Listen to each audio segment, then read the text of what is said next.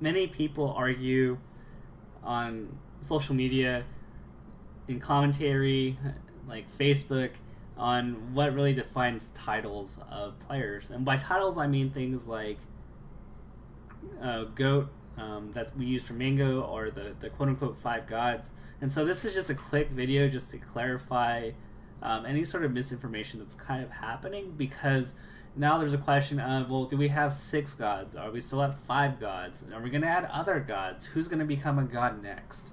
So I just want to just go over the history of names that we've had that still ring true today. So Ken, with the King of Smash, rightfully earned his title. That's something he proclaimed for himself, and so other people in Ken's era of the early days of Smash. Rightfully, he dominated the scene for 3 to 5 years, depending on how you look at it. And so just because, you know, of his dominance in the game, he rightfully earned the title of King of Smash. Mango, another title where he's called GOAT, short for greatest of all time, really came after he won his second Evo and MLG. You know, it's, of course you can argue just over semantics, like, oh, you can't really know for sure if he's the greatest of all time, because that implies past, present, and future, and we don't know the future. But this is a self-proclaimed title. It's a title that indicates an era where Mango won countless super majors and won the biggest events, so he respectfully earned the title. Now, the title of 5 gods, and what I call 5 gods, are Mango, PP, Armada, Hungrybox, and Mutaking. And the reason why they're called the 5 gods is because there is an era of time between roughly 2009 and 2013/14 where they would rarely lose to anybody else. So they established themselves as this clear, definitive tier above everybody.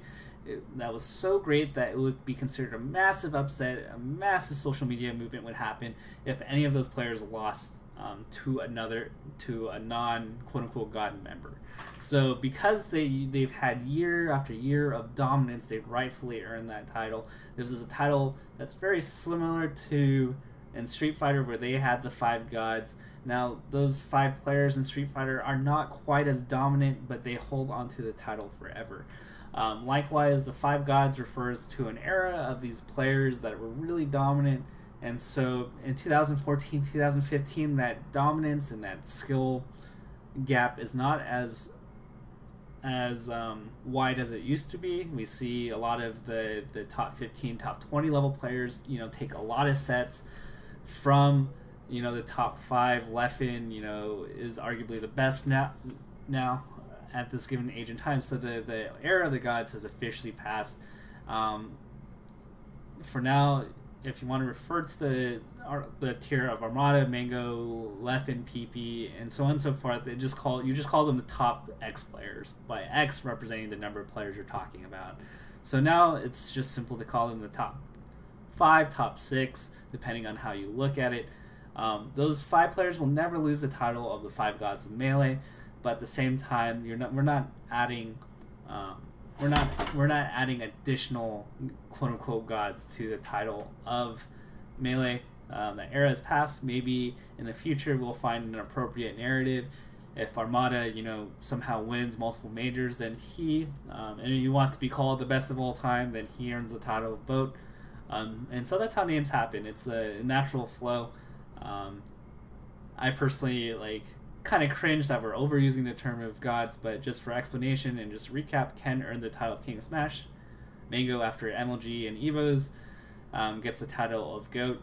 The 5 gods, because of their scope of work in 09 to 13, get the title of 5 gods. And there are no other titles right now. There are no 6 gods in 2015. We gotta move on from that and look at the new era of things.